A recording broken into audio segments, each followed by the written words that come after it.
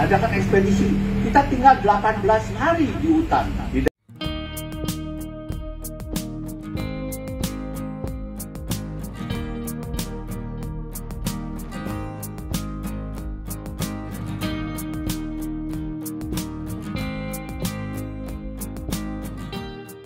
Ya sahabat semuanya, ketemu lagi. Awal video cukup menarik, ada Pak Greg Hambali di sana sedang memberikan nasihat-nasihat dan sejarah beliau dalam menyilangkan aglonema, dan tentunya nanti kita akan lihat full videonya di sini ya, di channel ini. Dan bagi kita yang berencana atau ingin menyilangkan aglonema, simak sampai selesai video ini untuk cara-cara praktis dalam menyilangkan aglonema, baik pemula maupun yang sudah master. Sebelum dimulai, kita simak dulu videonya dari Pak Greg Hambali agar kita termotivasi. Aglonema itu kan jadi tanaman yang memang memiliki keunikan dibandingkan yang lain. Kita tahu bahwa aglonema itu kan di tempat aslinya tuh ada yang memang tumbuh seperti di sini, aglonema multicolor yang kemudian itu ditunjukkan dengan tanaman yang ada di sini. Ini aslinya sepertinya dari Filipina. Sebetulnya di dunia hortikultura mestinya Filipina juga mendapatkan di sini porsi yang selayaknya, karena banyak tanaman aglonema yang bagus-bagus yang dulu mengawali persilangan justru dibuatnya tuh oleh orang Amerika dengan bahan dari Filipina. Dan kemudian itu ada di sana kan si Dr. Romero Gutierrez, itu dokter bedah yang ikut terlibat dalam program persilangan aglonema pada awalnya. Tapi tadi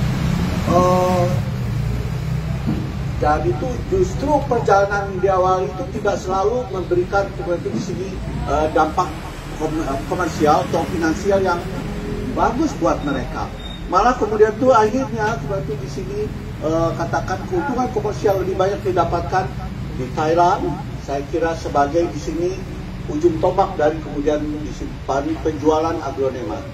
Nah, kebetulan pada awal 81 pada waktu pameran flora di Taman Ancol, ya, waktu itu ada kemudian Ibu Nur Sediono dari kemudian Divin Flora Sari di Lebak Bulus yang bawa aglonema ini. Waktu itu begitu saya lihat langsung, saya baru lihat pertama kali aglonema multicolor itu pada saat pameran itu. Langsung saya lihat, gila, ada tanaman dengan warna pink waktu itu. Dan ini kan pink di sini karena udah berhari-hari di sini, jadi pinknya kurang. Tapi sebenarnya dengan sinar matahari yang cukup, warna pinknya bisa keluar lebih, tentunya lebih intens. Nah, kata saya, wah, ini tentu akan sangat bagus sekali kalau kemudian kita bisa kembangkan. Jadi saya kemudian mengadakan perjalanan ke banyak tempat di Indonesia. Sayangnya komutatum tricolor ini tidak ada di sini.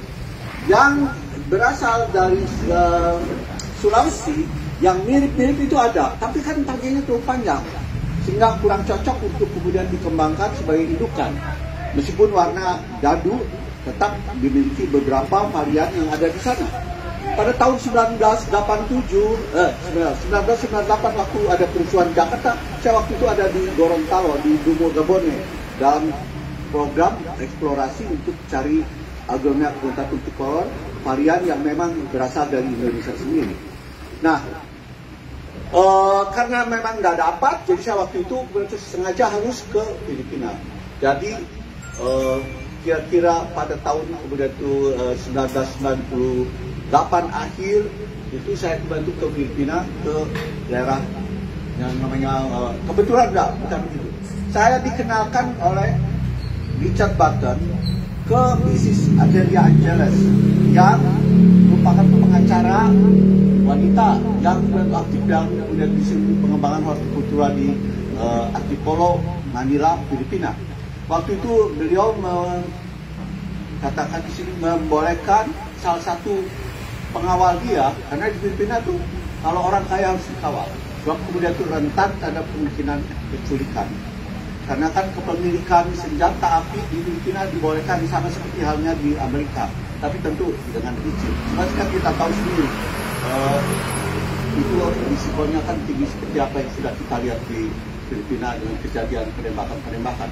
Nah, jadi ini yang namanya Hector ini menemani saya ke pelosok-pelosok. Waktu itu kita pergi ke Pulau-Pulau Negros, kemudian ke Panay. Panay ini salah satu pulau yang kemudian itu justru paling banyak komutatum tricolornya. Tapi layaknya banyak pulau-pulau di Filipina yang kecil, hutan aslinya boleh katakan sudah habis ditebas. Nah, tapi untungnya kami masih bisa, waktu itu kami masih bisa menemukan hutan tricolor di pegunungan batu di sini, katakan bukit-bukit kapur yang masih belum kemudian tuh di sini kapurnya diambil orang. Nah, di situ kita bisa jumpai komutatum tricolor tumbuh nyelap-nyelip lah di antara kemudian bebatuan. Jadi waktu itu saya ambil, tentu yang kemudian di sini berbeda. Nah, saya bawa ke rumah dari Mrs. Angeles di Antipolo. Saya kemudian itu tembrakan di sana. Saya tidak sembunyikan, sebab saya tidak mau kemudian itu kebaikan orang kita di sini take advantage. Saya karena orang baik, lantas kemudian itu yang bagus-bagus kita maksudnya tidak perlihatkan. Tapi yang jelek-jelek tunjukkan kemudian, itu namanya culas. Dalam hal ini kita kan tidak bisa berbuat seperti itu. Apa-apa yang baik itu harus dimulai dengan kebaikan juga. Nah, tentulah udah itu saya itu ini apa maksudnya tembrakan cekurang Sundama. Jadi kita kemudian itu di sini perlihatkan, kemudian itu kan tunjukkan. Nah, kemudian itu kan coba kurang bagaimana, tuan rumah itu luar biasa baik. Kamu ambil apa yang kamu mau. Nah, coba. Dalam arti apa? Dia menyerahkan saya untuk ambil, karena itu kan untuk keperluan breeding. Nah, jadi kita bisa lihat di sini ketulusan dari Ibu Adelia Angeles. Jadi nggak heran waktu kemudian itu di sini ada silangan yang baru, saya harus kemudian itu namai saya harus dedikasikan ke Ibu Adelia, karena kemudian Ibu Adelia ini kan orang yang katakan dia sebetulnya kalau mau dia diambil aja yang bagus-bagus dulu semua. Baru kemudian kan sisanya diberikan kita. Tapi kan tidak demikian. Dia beri kesempatan, ambil dulu. Nah, kita juga tentu sudah begitu kan, jangan karena tadi diberikan tawaran langsung kita ambil semua. Kan tidak begitu, kita ambil kemudian itu yang memang kita pikir berbeda sudah saja. Tapi Ibu itu kan malah kemudian itu meminta supaya kita ambil lebih. Dan itu yang kemudian itu saya kira membuat hati saya ini banyak orang justru yang saya bisa jadi seperti ini, kenapa? Kebaikan orang. Nah, kebaikan orang itu saya harus tumpahkan juga, limpahkan juga ke yang lain-lainnya ada di sekitar kita. Dan Ibu Adelia Angeles ini ya begitu saya bisa tahu itu bagaimana ini di sini kebaikan dia. Kenapa? Saya pernah berikan dia cepuk cekurang Sundama. Cepuk itu semacam kotak perhiasan yang dari kayu jati yang sakit. Kayu jati yang sakit itu kan kelihatan seperti banyak bercak-bercaknya, bagus sekali. Itu buatan dari Myanmar, dari Burma yang dijual di daerah perbatasan Thailand. Ya. Nah, waktu itu saya beli, oh itu cantik sekali. Dan saya kemudian sudah ikutan ke Filipina. Jadi saya langsung berikan ke Ibu Angeles itu. Nah, Ibu Angeles itu kemudian itu kan tentulah karena ini bagus dia tentu simpan. Tapi kalau kita mau datang ke sana, sudah tahu datang, dia selalu tempatkan di kamar yang jelas kita tuh ada di sana dan cepuk itu ada di situ. Tadinya apa? Dia kan merasa ini kenang-kenangan yang tentu mengingatkan, dan kita juga begitu. Berarti Ibu ini betul-betul ya tadi sangat menghargai kedatangan kita di masakan kepiting Filipina. Kepiting Filipina itu karena pulaunya banyak, itu bisa besar dan hijau-hijau. Nah, kita bisa lihat di sini. Jadi kebaikan itu yang harus menyebar melalui aglonema kemana-mana. Dalam arti apa? Semua yang menanam tentu harus bisa menanam dan membuat kemudian hati ini jadi senang. Coba kan Ibu itu selalu lihat yang cantik-cantik ini membuat hati yang tadinya kemudian gudas dan kemudian itu juga terhibur. Kan namanya saja perhiasan. Perhiasan itu kan yang membuat kemudian di sini kita tergugah untuk kemudian memiliki. Karena kan namanya keindahan itu adalah sifatnya universal. Kita tahu sendiri burung-burung saja banyak yang kemudian cantik-cantik karena secara intrinsik mereka memiliki di sini katakan ketertarikan untuk yang berbeda dari yang ada di sekitarnya. Nah, kita tahu sendiri jangankan orang kaya, orang miskin pun semua kalau bisa punya istri cantik mereka akan prioritaskan itu. Nah, jadi ini salah satu ciri mengapa begitu keindahan itu sifatnya universal. Nah, kemudian apa? Bahan-bahan itu akhirnya kan kita kumpulkan dan kita sidang-sidangkan.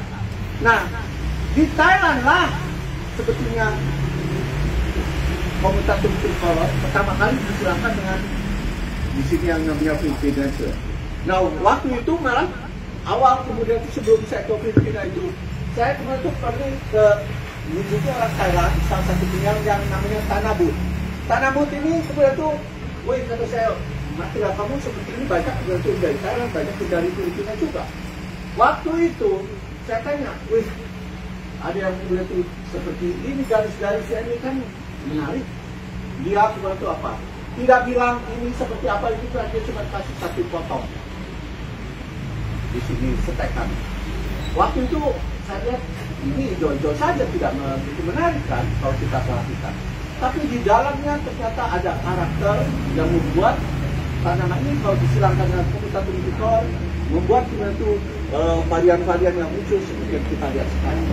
Nah, kalau kita perhatikan silangan dari ini yang kemudian kalau di sini katanya di sini udah namanya ada bilang Andromeda atau bagaimana saya tidak tahu tapi yang jelas kemudian itu di sana mungkin ada nama Thailand. Tapi waktu itu kita lihat sih, oh ini seperti orang pakai bibir sih, tapi itu ya udah kita bilang supaya gampang diikuti saja. Nah, sesudah disilangkan, nah waktu itu bukan apa. Saya waktu ke Thailand, saya lihat menentukan yang namanya Siam Aurora. Waktu itu ketemu Cisnupong, salah satu berjalan di Thailand yang sekarang sudah almarhum. Nah, saudara Cisnupong ini betul kan dia memiliki cawang. Cawang itu adalah sebenarnya tipe Agronema komutator rotundum yang sudah disilang dengan simplex dan itu memiliki keunikan karena apa? Tanamannya jadi lebih tahan banting dibandingkan kemudian lebih tahan tidak mudah busuk dibandingkan Agronema rotundum aslinya dan kemudian itu juga anaknya banyak. Tapi cawang kalau kita lihat itu hampir tidak kelihatan merahnya. Jadi warna merahnya itu lebih didominasi oleh warna hijau. Nah, waktu itu saya juga tertarik untuk beli dari Cisnupong. Tapi ternyata apa tadi? Tukang bakso tidak akan jual materialnya ke tukang bakso. Nah, jadi kemudian itu waktu itu saya tidak bisa beli dari karena tidak mau jual. Akhirnya apa? Tentulah namanya kemudian itu kalau orang berupaya kan musuh buat yang satu bisa jadi teman buat yang lain. Jadi kemudian itu kan dan banyak kemudian di sini juga orang-orang yang bermusuhan kalau sudah menyangkut bisnis pemusuhan itu dihilangkan karena kemudian itu juga Winston Churchill kan salah satu perdana Inggris yang sekarang sudah almarhum kan mengatakan tidak ada no perpetual friendship, no perpetual enemies, only perpetual interest. Artinya apa? Tidak ada pemusuhan yang abadi dan tidak ada juga persahabatan yang abadi. Yang ada cuma kepentingan yang abadi. Nah, berarti apa? Kalau teman kemudian itu di sini morotin terus, bikin kita jadi susah, itu tentunya bisa jadi bukan teman lagi. Sementara itu musuh yang bikin kita jadi kaya, dan arti apa? Dia musuh dengan kita, tapi dia kemudian itu kalau setiap kali kita jual senjata, dia borong. Maksudnya bukan untuk nembak kita loh, untuk nembak musuhnya. Nah, jadi yang paling penting ternyata bisnis. Nah, bisnis itu yang membuat kemudian itu juga adanya Jalan Sutra, adanya juga di sini perdagangan dari kemudian itu Indonesia sampai Madagaskar. Nah, jadi kita bisa lihat di sini bahwa daya tarik dari perdagangan ini yang merupakan sebetulnya gula, ya atau tadi ada gula ada semut kan. Kalau ada gula ya tentu semut akan datang. Kalau nggak ada gula ya bagaimana bisa datang? Karena itu apa? Kita bikin supaya kemudian tuh kita juga di sini dipakai dalam kemudian tuh di sini catatan perusahaan kita selama maksudnya tuh kalau bisa selamanya tentu, tapi kan tentu tidak mungkin. Itu tentu kita harus semua tidak habis-habisnya seperti sumur yang ditimba ada terus airnya.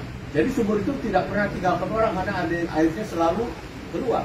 Nah jadi kita jangan pernah berhenti untuk kemudian di sini berkreasi. So kalau udah kita berhenti kreasi namanya juga habis manis sempat dibuang. Ya tentu harus seperti itu. Sudah tua tuh harus tahu diri. Kenapa? Tadi sudah nggak ada sebanya yang buru-buru di pensiun. Karena kan banyak yang muda-muda yang lebih energetik masuk, masa kemudian tuh di sini yang tua sudah mesin ini sudah ada hangus, sudah banyak rusaknya daripada benarnya. Nanti masa kita terus pertahankan terus? Ya sudah layaknya kemudian dia menurut aturan harus ngerti sendiri ya. Kalau enggak kemudian itu kan ada batasan bahwa memang 50 tahun sudah pensiun. Kenapa? Sudah mulai sakit-sakitan, merugikan perusahaan karena kemudian lebih banyak kemudian keluar duit perusahaan daripada dapat duitnya. Nah, jadi kemudian itu saatnya lah kemudian itu semua dibatasi seperti itu. Nah, tentu dengan beberapa kecualian sudah di pensiun masih kemudian itu ditarik kembali karena kemudian itu ternyata masih sedang bugar gitu. Nah, tapi kan semua juga karena itu mengapa orang tua itu kan rambutnya disepuh supaya kelihatan hitam dan kelihatan seperti muda. Menurut saya muda itu lebih penting kemudian muda otaknya daripada muda kemudian kulitnya. Jadi di dalam itu lebih baik kemudian itu lebih bagus daripada luarnya yang lebih bagus. Saya sendiri juga tuh upayakan mengapa pentingnya kita tuh di sini komunikasi, belajar lagi, diam, sosialisasi, diam itu penting. Pada saat diam, kalau saya sendiri lebih banyak berkomunikasi, tapi bukan maksudnya dengan yang halus-halus nggak kelihatan, tapi dengan diri kita sendiri. Bukannya lantas kita jadi skizofrenik, sudah itu apa di dalam diri kita ada dua kepribadian, tapi lebih kita berkomunikasi dengan diri kita pada saat kemudian kita berdiam diri. Lain seperti layaknya orang meditasi. Nah, jadi dengan demikian kita juga kalau menjelang agama kita lihat dulu mau kemana arah. Kita mau dapatkan yang lebih tegar, lebih cantik, lebih tahan penyakit, atau kemudian itu juga secara keseluruhan memuat ini semuanya karakter-karakternya. Nah, jadi waktu itu saya pikir, oke, karena di Thailand itu banyak sekali breeder, kemudian itu kita juga sulit untuk mendapatkan material, ya kita pergi ke pasar. Pasar itu kan semua yang ada dan kemudian di sini marketable, yang komersial tentu bisa dijumpai di pasar. Dan kita belilah barang-barang yang tersedia di pasar dan bawa pulang dan kita bisa uji di sini di Indonesia kan melalui kemudian itu di sini tanaman Aglaonema rotundum. Dan Aglaonema rotundum waktu itu kan dalam jumlah besar dikirim ke Thailand. Jadi waktu itu saya pikir supaya kita bisa dapatkan yang bagus, cara yang paling baik adalah kemudian pergi ke tempat lokasinya. Cek sendiri, cari. Waktu itu saya ketemu di daerah Kampung Gotong Royong di daerah Bohorok, yaitu Bukit Lawang, Bapak Karijan yang sekarang udah almarhum, yang kemudian itu biasa keluar masuk hutan. Waktu itu saya ketemu Pak Karijan temani saya ke hutan. Dan saya di sana pernah sekali berangkat pergi waktu itu lebih awal tahun 73. Tahun 73 kami dari LIPI, yang Lembaga Biologi Nasional dulunya, dari kemudian di sini Herbarium Bogor, tempat saya kerja. Waktu itu adakan ekspedisi. Kita tinggal 18 hari di hutan di daerah Bohorok. Waktu itu hutannya masih lebat.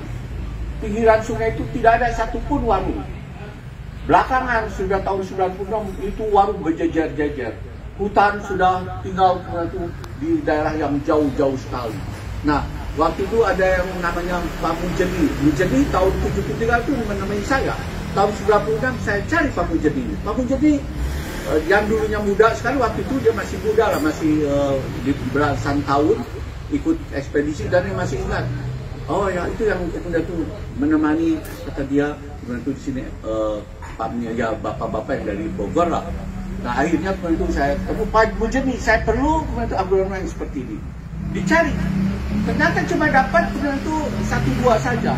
Nah akhirnya dia sendiri pergi ke, nah mengenalkan saya dengan Pak Karijan. Pak Karijan sudah tahu karena dia sudah kemana-mana merambah hutan, bukan untuk maksudnya menabang kayu, tapi dia untuk cari sarang burung. Dan cari sarang burung walet itu kan dia sampai pergi ke daerah-daerah yang ada buahnya. Nah, Karijan waktu itu bisa kemudian itu menunjukkan saya tempat-tempat di mana rotundum tumbuh.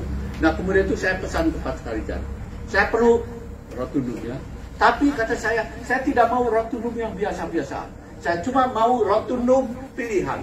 Jadi rotundum yang uratnya lebih tua, warnanya lebih merah, kemudian itu juga yang bentuknya di sini kan kita bisa lihat sendiri. Warnanya ada yang kemudian itu tuanya sampai kemudian itu gelap sekali, ada yang tuanya masalah kurang, dan kemudian itu ada yang kemudian itu uratnya sampai ke bawah juga masih bisa kelihatan bayangan. Nah, jadi waktu itu saya pesan ke Pak Karijan, saya bisa dapat rotundum di daerah Sawangan dari kemudian itu Pak Ade, anak dari Pak Cek Hamzah, dengan harga 1.500 waktu itu. Saya tidak keberatan waktu itu bayar Pak Karijan 10.000 untuk satu stekan. Nah, satu stekan ini harus menurut syaratnya apa? Cuma boleh kan ada 2-3 akar. Sebab batang bawah tidak boleh diambil. Batang bawah dibiarkan terus ada di tempat supaya tidak punah. Kemudian itu lagi apa? Stekan yang berbeda tapi dari pohon yang sama. Ya, maksudnya di satu pohon yang sama itu ada 4-5 stekan. Itu sebaiknya diikat dari satu. Jadi kita tahu bahwa satu ikatan itu berarti dari satu tanaman. Dan syaratnya apa? Jangan kirim lebih dari 300. Kalau 300 sudah sama dengan 3 juta. 3 juta tuh begini nih. Kan pada saat itu tentu saya harus kemudian menyediakan uang yang cukup untuk kemudian itu. Tapi kan kalau hitung-hitung, dengan kalau kita pergi sendiri ke Medan, waktunya, kemudian juga biayanya, itu jauh lebih murah. Dan kemudian itu apa? Maka dijanjikan saya, setiap kali pengiriman saya sediakan 500.000. Dan Pak Karijan mau kirim pakai di sini waktu itu MTH ya, bukan belum ada EMS waktu itu kan. Kemudian itu atau ini titipan maksudnya ekspres, kemudian itu dari ini atau pos ya, itu terserah. Yang penting jangan lebih, kalau bisa itu pengiriman itu dengan perjalanan kurang lebih dari 3 hari. Kalau bisa 4 hari ya. Paling lama itu jangan sampai lebih dari seminggu. Tapi rotundum itu memang luar biasa. Tahan batik. Kenapa? Asal dia tuh satu rumputnya dibungkus satu bungkusan dengan kertas koran yang lembab, dan kemudian itu juga pakai plastik kemudian itu bisa dikatakan untuk menghalangi penguapan. Dia akan terpisah dari kemudian itu yang lain kalau seandainya sakit sehingga penularan tidak terjadi di dalam dus yang sama. Nah, jadi itu dengan 500.000 itu kan Pak Karijan bisa kirim misalnya melalui LTH ya paling berapa. Nah, ekstranya itu kan kita beli supaya dia bisa bolak-balik ke LTH kan cuma ada di Kota Medan. Jadi bayangkan dari Bohorok ke Kota Medan itu jaraknya tidak sedikit. Berarti dia kemudian itu di sana juga harus menyiapkan waktu. Dan Karijan udah tua, umur sudah 70. Waktu dia lebih berharga daripada waktu saya yang lebih muda tentunya. Nah, dengan begitu Pak Karijan itu sangat dedicated dalam arti apa? Kita menghargai dia sehingga akhirnya dia merasa saya harus bantu full untuk Pak Greg Hambali. Nah, jadi sampai akhirnya dia bikin rumah batu. Anaknya tuh Pak Suparto sampai bilang rumah batu ini dibikin supaya Pak Greg kalau datang bisa menginap di sana. Tapi kan saya sudah tidak ke sana lagi karena kan sudah ada Pak Karijan, saya cukup sudah. Yang penting kita cari tempat lain. Nah, itulah jadinya bahwa kita di sini dalam banyak hal harus kemudian itu di sini mengandalkan diri kita sendiri dan orang-orang di sekitar kita yang bisa membantu sistem. Sebab mengapa kami bisa kemudian di sini menghasilkan agronomi seperti ini? Karena kan kita membangun sistem. Sistem itu yang membuat kemudian ada kepercayaan. Anak buah saya itu kan di sini merupakan belum ada zaman CCTV, tapi anak buah saya ini kan jadi mereka sendiri berfungsi sebagai CCTV. Mereka melindungi kepentingan sistem karena mereka tahu kita berkembang sebagai satu sistem. Jadi karena itu saling percaya itu satu usaha hal penting supaya kemudian itu pekerjaan kita bisa berhasil. Sebab kita tidak mungkin maju sendiri. Karena itu mengapa? ASA ini satu hal, satu komunitas yang kemudian itu perlu berkembang dan diperkuat. Sebab kita cuma mungkin bisa tadi katakan simpai itu kan kata itu kan sapu nyerek pegang simpai. Itu tidak boleh, sapu lidi itu putus pengikatnya. Jadi kita kuat karena kita bersatu dan itu kan di situ. Dan bercerai kita runtuh kan, bersatu kita teguh. Itu betul sangat bentuk katakan berlaku pada kehidupan sehari-hari termasuk kehidupan bernegara. So kita tahu sendiri mengapa kemudian itu akhirnya tanaman ini dinamai Jayanti yang diusulkan oleh di sini kebetulan Mbak Mia. Dan waktu itu saya pikir Jayanti seperti nama yang itu ya dari mana dulu harus jelas itu kan penamaan. dari bahasa Sanskerta, kemudian itu yang artinya pemenang. Saya pikir kalau nama pemenang begitu saja kurang besar namanya, tapi kemudian saya pikir kita ini kan Indonesia sebagai perahu besar yang kemudian diterpa gelombang dari kanan kiri dan depan belakang, dan kemudian itu juga kita juga mengalami di sini cobaan-cobaan, di sini diterpa oleh badai yang kemudian itu sebetulnya bisa menendang kapal, tapi karena nakodanya bukan nakoda sembarangan, akhirnya kemudian itu kapal masih bisa terus masih bisa menempuh perjalanan tanpa di sini menumpahkan isi bawaannya. Nah, jadi karena itu pantaslah saya kira nama Jayanti kemudian kita pakai di sini. Karena juga Jayanti bisa berarti juga jaya menanti. Jaya menanti dalam arti di sini Indonesia. Ya, bagaimana pendapat sahabat semuanya tentang video tadi? Ya, cukup melelahkan ya. Beliau dari awal sampai kemudian persilangan terakhir yang terbaru, yakni Jayanti, begitu melelahkan ya, sejarahnya panjang, dan ini menjadikan motivasi bagi kita yang tentunya yang masih muda ya, yang merasa masih muda. Seperti kata Pak Greg tadi, yang muda harus otaknya ya, fisiknya tua tidak apa-apa, tapi yang muda adalah otaknya, semakin cerdas, semakin kompetitif dan berkreasi terus. Baik, kita kembali ke bahasan awal. Agar kita menjadi penerus Pak Greg ya, kita sama-sama belajar secara pelan bagaimana cara menyilangkan aglonema. Yang pertama, kita tentunya memilih untuk bunga jantan yang akan kita silangkan dengan yang bunga betina. Bunga jantan seperti ini, kita memakai aglonema tricolor. Untuk kawan-kawan yang mungkin belum paham ya, kalau aglonema jantan ini sudah saya beberkan di video sebelumnya ya. Simpelnya yang bunga jantan itu yang benang sarinya sudah terbuka atau kelopak bunganya sudah terbuka, itu sebagai jantan. Nah, seperti ini, di benang sarinya sudah matang ya. Kalau sudah terbuka itu putiknya sudah kelewat matang, istilahnya sudah menopause, sehingga ini yang kita ambil benang sarinya yang putih di atas itu. Diharapkan nanti karena ini jantannya adalah aglonema tricolor akan memberikan corak warna yang berbeda ya, karena yang menjadi betina ini dari Cochin yang berwarna merah dan ID yang berwarna hijau dan terkenal tahan ya, tahan banting.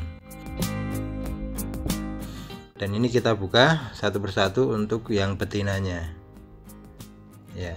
Ciri betinanya seperti yang saya sampaikan di video sebelumnya, bahwa untuk yang betina ini kelopak bunganya masih mengatup ya, kira-kira sekitar 3 atau 4 hari sudah membuka, artinya kondisi putiknya sudah matang. Yang matang adalah putiknya, kepala putiknya. Kalau untuk benang sarinya belum matang karena belum terbuka. Ini kita buka saja, kita potong ya biar tidak mengganggu. Ada sebagian breeder atau penyilang yang membiarkan kelopaknya sedikit dibuka begitu, akan tapi saya pilih untuk dipotong semuanya agar kelihatan jelas ya putiknya. Kepala putik itu di bawah benang sari, warnanya kuning dan sifatnya itu lekat ya, mudah menempel, hingga kalau kita memegang dengan tangan ada sedikit lem-lemnya gitu, walaupun tidak begitu rekat tapi terasa ada lengket begitu ya. Ini untuk yang bunga betina.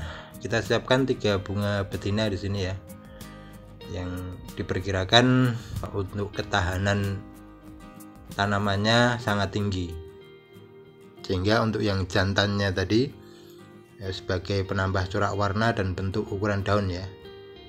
Yang ini daunnya agak lonjong.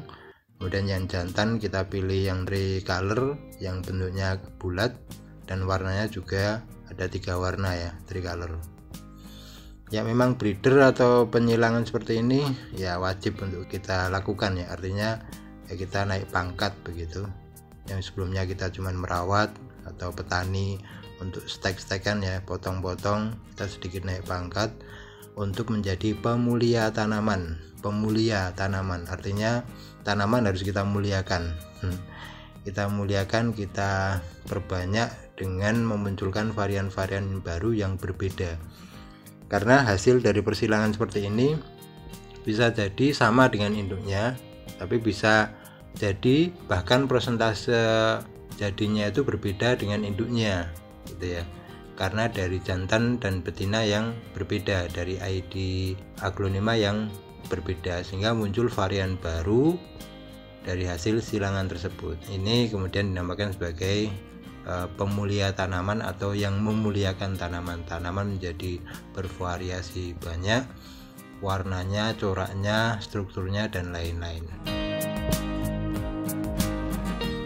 Dan ini dalam satu tanaman ada 2 bunga ya, yang satu sudah mekar dan yang satu masih mengatup. Yang mekar kita buang karena ini sudah jantan ya, putiknya sudah kelewat matang, kita cabut saja agar unsur hara fokus pada kelopak bunga betina yang akan kita silangkan. Soal pemuliaan atau breeder aglonema memang nampaknya belum begitu banyak yang melakukan. Untuk material seperti yang sampaikan Pak Greg Hambali tadi, material kita tuh banyak ya, bahan-bahan kita banyak, dan kemudian cuaca iklim kita juga mendukung, jadi sangat memungkinkan sekali untuk kita jadi penyilang aglonema yang baru.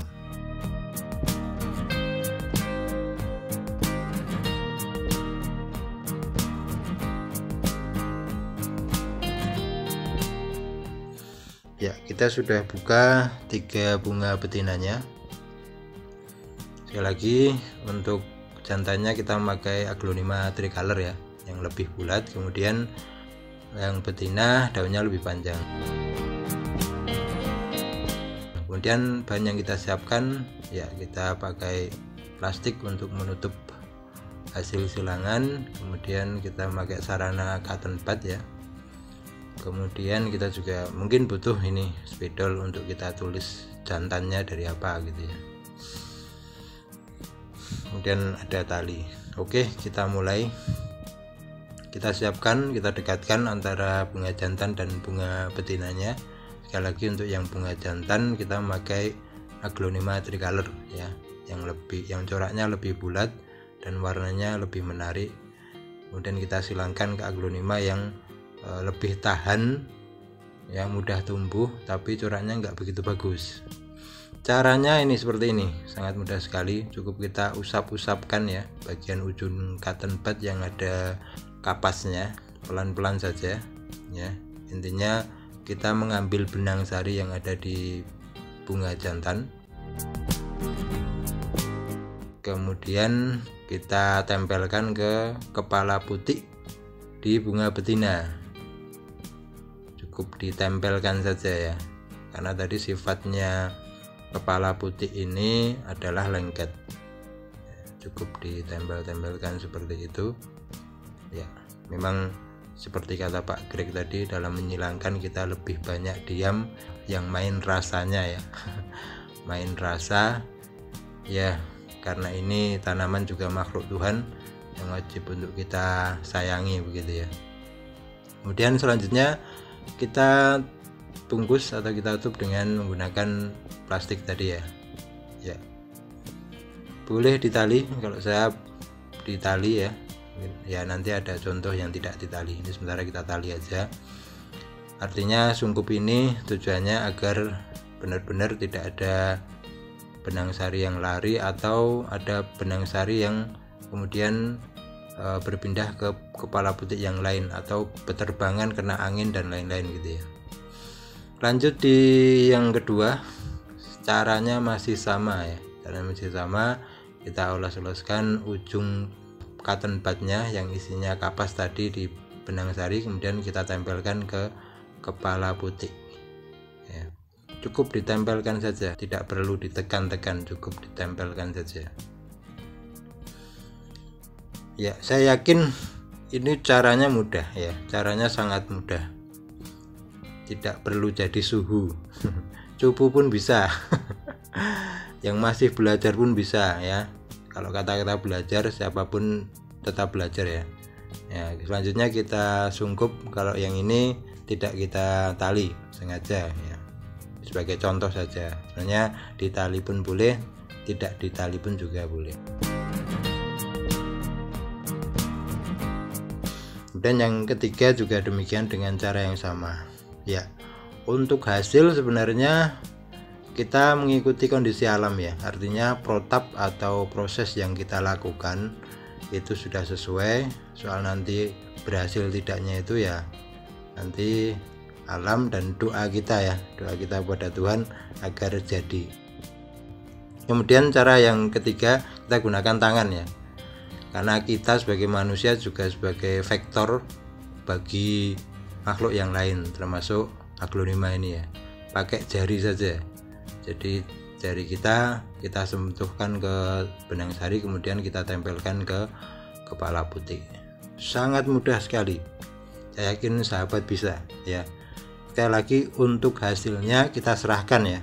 Yang penting protap atau proses yang kita lakukan ini sebisa mungkin ya sesuai.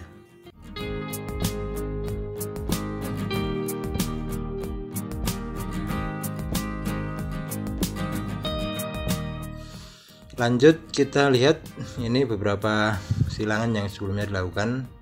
Nanti hasilnya itu untuk benang sari yang bagian atas mulai kering ya, ini mulai kering, kemudian putihnya masih tetap segar, itu masih menandakan persentase jadinya lebih besar. Ini benang sarinya sudah mulai coklat-coklat hitam ya, sudah mulai mengering.